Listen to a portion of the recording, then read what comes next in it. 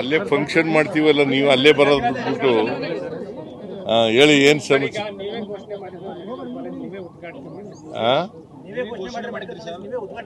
ಹೌದು, ನಾನೇ ಘೋಷಣೆ ಮಾಡಿದ್ದೆ, ನಾನೇ ಉದ್ಘಾಟನೆ ಮಾಡ್ತಾ ಇದ್ದೀನಿ. ಈಗಾಗಲೇ ಎಷ್ಟನೇ ಬ್ಯಾಚ್ ನಡೀತಾ ಇದೆ? ಥರ್ಡ್ ಬ್ಯಾಚ್ ನಡೀತಾ ಇದೆ. ಸೊ ಮೆಡಿಕಲ್ ಕಾಲೇಜು ಈಗ ಸಂಪೂರ್ಣ ಕಂಪ್ಲೀಟ್ ಆಗಿದೆ. ಇದಕ್ಕೆ 499 ಕೋಟಿ ರೂಪಾಯಿಗಳಷ್ಟು, ಸುಮಾರು 500 ಕೋಟಿ ಅಂತ ಇಟ್ಕೊಂಡು 499 ಅಂದರೆ 500 ಕೋಟಿ ಅಷ್ಟು ಖರ್ಚು ಮಾಡಿದ್ದೀವಿ. ಇವತ್ತು ಅದನ್ನು ಅಧಿಕೃತವಾಗಿ ಉದ್ಘಾಟನೆ ಮಾಡ್ತಾ ಇದ್ದೀವಿ. ಚಿಂತನೆಗಳನ್ನ ಕಾಯ್ದೆಯಾಗಿ ಮಾಡಿರ್ತಕ್ಕಂಥ ಅರಸೂರ ಸಾಧನೆಯನ್ನು ಹಿಂದಿಕ್ಕಿದ್ರಿ ಸರ್. ಈಗ ನಿಮ್ಮ ಚಿಂತನೆಗಳು ಯಾವ ರೀತಿ ನೋಡ್ರಿ, ಜನರ ಆಶೀರ್ವಾದ ಇರಬೇಕು, ರಾಜಕಾರಣದಲ್ಲಿ ಇರಬೇಕಾದ್ರೆ ಜನರ ಆಶೀರ್ವಾದದಿಂದ ಇಲ್ಲಿವರೆಗೂ ಬಂದಿದ್ದೀನಿ. ಇನ್ನೆಷ್ಟು ದಿನ ಇರ್ತೀವಿ ಅಂತ ಗೊತ್ತಿಲ್ಲ. ಇಲ್ಲಿವರೆಗೆ ಬಂದಿದ್ದೀವಿ, ಮುಂದೇನೂ ಕೂಡ ಮುಂದುವರಿತಕ್ಕಂಥ ಕೆಲಸ ಮಾಡ್ತೀವಿ. ಜನರ ಆಶೀರ್ವಾದ ಇರೋವರೆಗೆ ರಾಜಕೀಯದಲ್ಲಿ ಇರ್ತೀವಿ.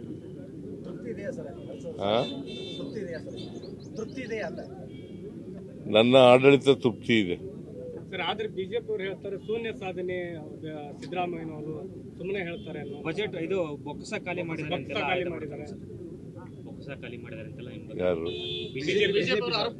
ಬಿಜೆಪಿಯವರು ಸುಳ್ಳು ಹೇಳೋದ್ರಲ್ಲಿ ನಿಶ್ಚಿಮರು, ಬರೀ ಸುಳ್ಳು ಹೇಳ್ತಾ ಇದ್ದಾರೆ. ಅವರು GST ತಂದವ್ರು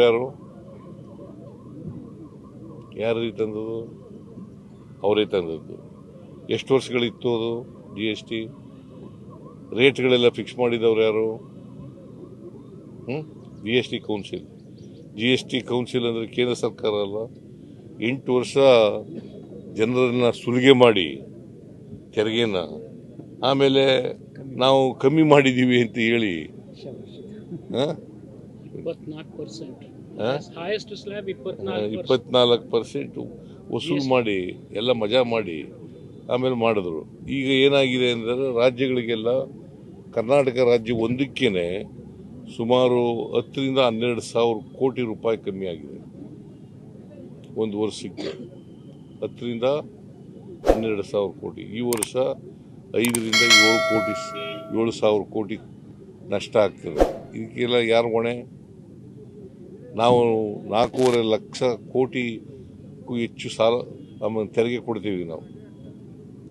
ನಮ್ಗೆ ಎಷ್ಟು ಕೊಡೋದು? ಸುಮಾರು 60 ರಿಂದ 70 ಸಾವಿರ ಕೋಟಿ ಅಷ್ಟೇ ವಾಪಸ್ ಬರೋದು ನಮಗೆ. ವರ್ಷಕ್ಕೆ ನಾವು 4.5 ಲಕ್ಷ ಕೋಟಿ ತೆರಿಗೆ ಕೊಡ್ತೀವಿ. ಅವ್ರು ಕೊಡೋದೆಷ್ಟು? 60 ರಿಂದ 70 ಸಾವಿರ ಕೋಟಿ. ನಾವು 1 ರೂಪಾಯಿ ತೆರಿಗೆ ಕೊಟ್ಟರೆ ವಾಪಸ್ ಕೊಡೋದು ನಮಗೆ 14 ಪೈಸೆ 15 ಪೈಸೆ. ಗೊತ್ತಾಯ್ತಾ? ಇದಕ್ಕೆಲ್ಲ ಬಿಜೆಪಿಯವರು ಏನು ಹೇಳ್ತಾರೆ? ಅಪ್ಪರ್ ಭದ್ರಕ್ಕೆ 5300 ಕೋಟಿ ಕೊಡ್ತೀವಿ ಅಂತಂದ್ರು. ಕೊಟ್ರ?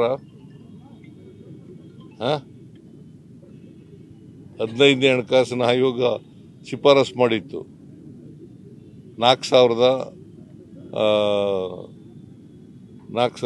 ಎಷ್ಟು 5,495 ಕೋಟಿ ಕೊಡಿ ಅಂತ, 5,495 ಕೋಟಿ ಕೊಡಿ ಅಂತ ಹೇಳಿತ್ತು. ಕೊಟ್ರ?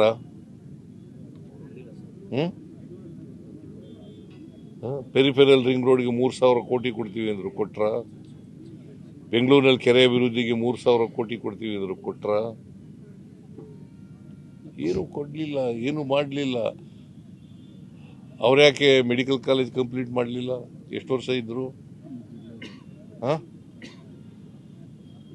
ಎಷ್ಟು ವರ್ಷ ಇದ್ರಿ? 4 ವರ್ಷ. ಕುಮಾರಸ್ವಾಮಿ 1 ವರ್ಷ 2 ತಿಂಗಳು. ಯಾಕೆ ಮಾಡಲಿಲ್ಲ? 23ವರೆಗೆ ಅವರೇ ಇದ್ರಲ್ಲ, 4 ವರ್ಷ ಬೇಕಾಗಿತ್ತ? ದುಡ್ಡು ಕೊಡಲಿಲ್ಲ. ನಾವು ಬಂದು ಕಂಪ್ಲೀಟ್ ಮಾಡೋದು.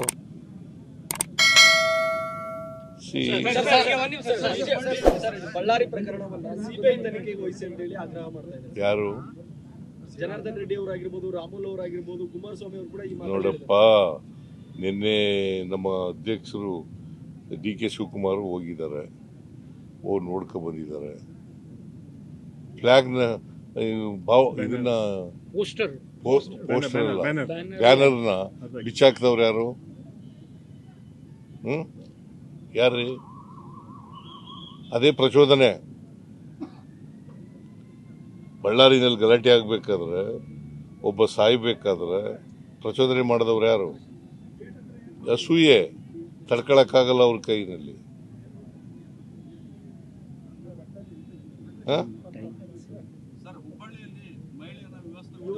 ನೋಡಪ್ಪ, ಆ ಎಮ್ಮನೆ ಎಂಥದ್ದು ನಿಶ್ವಸ್ತ್ರ ಮಾಡ್ಕೊಬಿಟ್ಟು, ಬೆತ್ತಲೆ ಮಾಡ್ಕೊಬಿಟ್ಟು ಪೊಲೀಸ್ನವ್ರ ಮೇಲೆ, ಮಹಿಳಾ ಪೊಲೀಸ್ನವ್ರ ಮೇಲೆ ಕಚ್ಚಿರೋದು ಎಲ್ಲ ಮಾಡಿದ್ದಾರೆ. It is very bad. ಪೊಲೀಸ್ನವ್ರು ಅರೆಸ್ಟ್ ಮಾಡಕ್ ಹೋದಾಗ ಎಂಥವಳು ಸುಜಾತ ಹಂಡೆ ಆ ಎಮ್ಮ ಮಾಡಿರ್ತಕ್ಕಂಥದ್ದು. ಅದರಿಂದ ಪೊಲೀಸ್ನವ್ರು ಇರೋದು ಯಾಕೆ? ಅವ್ರ ಮೇಲೆ ಕಂಪ್ಲೇಂಟ್ ಆಗಿತ್ತು, FIR ಆಗಿತ್ತು. ಅವ್ರನ್ನ ಅರೆಸ್ಟ್ ಮಾಡಕ್ ಹೋದಾಗ, ವಿಚಾರಣೆ ಮಾಡಕ್ ಹೋದಾಗ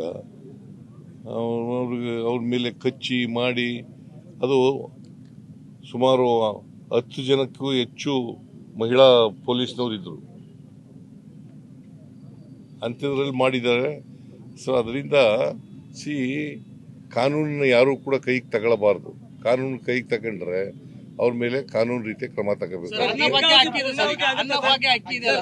ಈಗ ನೀವು ಹಸಿದರ ಹೊಟ್ಟೆ ತುಂಬಿಸ್ಬೇಕಂತ ಹೇಳಿ ಅಂತಿದ್ದೀರಾ ಸರ್. ಕೆಲವೊಂದಿಷ್ಟು ಜನರು ಏನಂದ್ರೆ ಇದನ್ನೇ ಒಂದು ಬಿಸ್ನೆಸ್ ಮಾಡ್ಕೊಂಡಿದ್ದಾರೆ.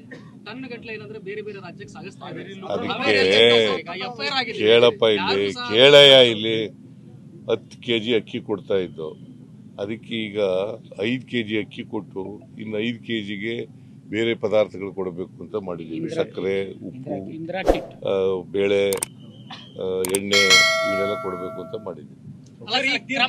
ದೀರ್ಘಾವಧಿ ಮುಗಿತು ಸರ್, ಪೂರ್ಣಾವಧಿ ಆಗುತ್ತಾ ಅನ್ನೋ ಪ್ರಶ್ನೆ. ದೀರ್ಘಾವಧಿ ಹೈಕಮಾಂಡ್ ಏನ್ ತೀರ್ಮಾನ ಮಾಡ್ತಾರೆ? ಲೇಟೆಸ್ಟ್ ಹಾಗೂ ಇಂಟ್ರೆಸ್ಟಿಂಗ್ ಸುದ್ದಿಗಳಿಗಾಗಿ ಬಾಸ್ ಟಿವಿ ಕನ್ನಡ ಚಾನೆಲ್ನ ಸಬ್ಸ್ಕ್ರೈಬ್ ಮಾಡಿ. ಹಾಗೆಯೇ ಬೆಲ್ ಐಕಾನ್ ಪ್ರೆಸ್ ಮಾಡಿ. ಇದರ ಜೊತೆಗೆ ಫೇಸ್ಬುಕ್, ಇನ್ಸ್ಟಾಗ್ರಾಮ್, ಎಕ್ಸ್ನಲ್ಲೂ ಮಿಸ್ ಮಾಡದೆ ಫಾಲೋ ಮಾಡಿ.